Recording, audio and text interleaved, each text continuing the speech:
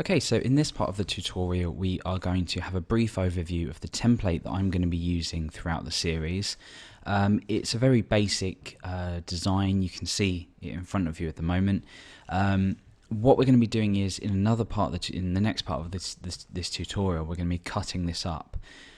So in this video we're going to be reviewing the markup. We're not going to look too much at styles or anything like that, but try to understand the markup and the styling if you don't already understand the front end side of development.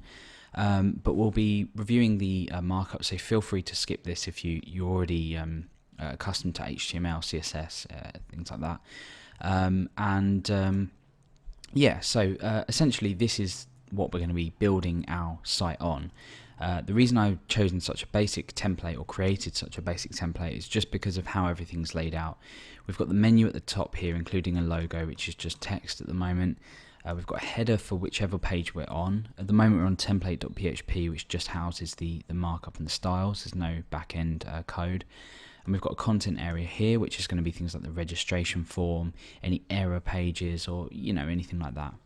Now we've got a widget sidebar as well, which you can see separated by this dotted line, and this is going to house the login form, so the username and password that the user is going to be able to type in.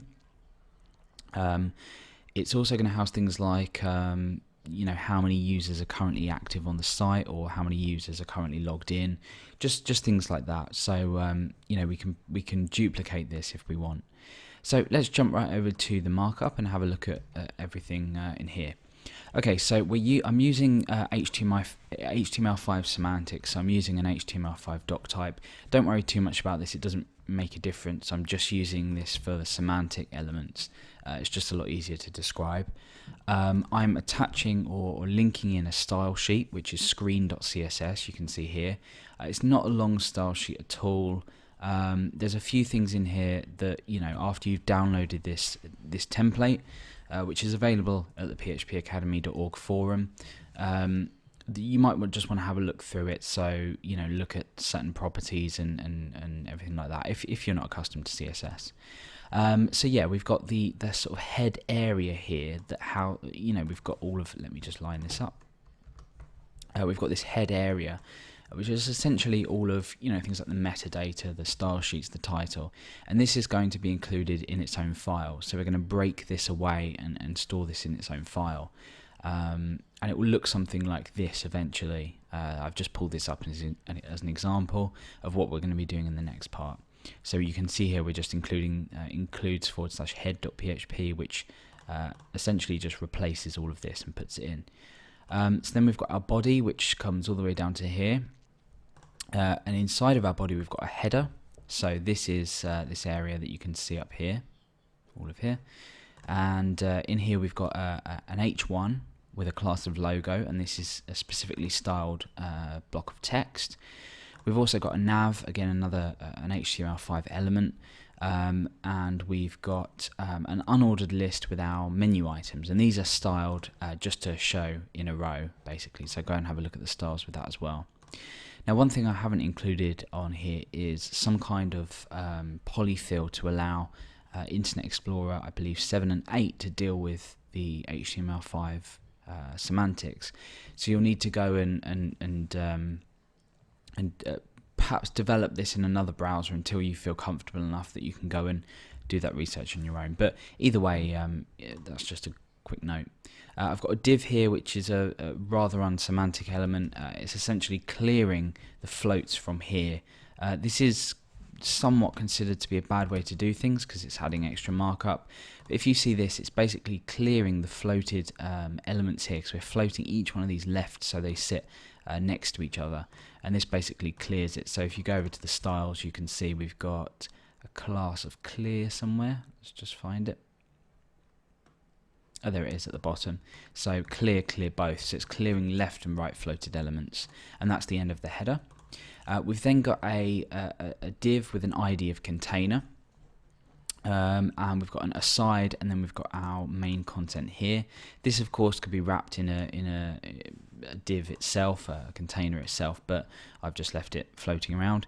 So aside is basically another HTML5 element. We've got a div within here with a class of widget, within this class we've got a header and then an inner area. So if I just go ahead and like copy and paste this down, and I go ahead and refresh, you can see that that basically just duplicates that you can see. So we're going to be using the top one here for the login form, this one for how many users are registered with the site, etc, etc. And these will all go in there in separate files, which will include perhaps based on a condition. So if the user is not logged in, we might want to say include this particular widget that shows a login form. Or if the user is logged in, we might want to show the particular widget that greets the user and tells them that they can change their password, log out, etc. And like I said before, we've got this down here, which is just the header for the page, and then some area. So essentially all of this here goes in the header. You can see the last thing we include is the aside, and then from just after the content from here is included in the footer, and that's all put in footer.php, this here. Obviously we have a footer, I didn't explain that, but it's fairly self-explanatory. So essentially what we're going to end up with is a page looking like this. Let me just type it out in a sort of mock form. So we'll include, let's just say template / header.php. It might not be called that when we do it, but it does demonstrate what we're going to be doing.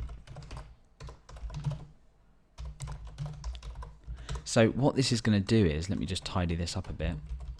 What this is going to do is it's going to allow us to, if we then want to go ahead and create another file, we include the header, we include the footer, and therefore we don't actually need to go and duplicate the markup. So if we need to make a change to the header somewhere, we can go in and make a change to the header or the sidebar or some metadata, add some metadata. The same with the footer. So we're making it a lot more flexible by including our header and our footer as sort of templates rather than duplicating pages. So hopefully that makes sense, and in the next part of the tutorial we're going to actually be cutting this up and looking at the directory structure of our login and registration system as well. So we'll be able to cut everything up and make sure that we start to work on a really good ground for building this up and making it a lot easier for ourselves.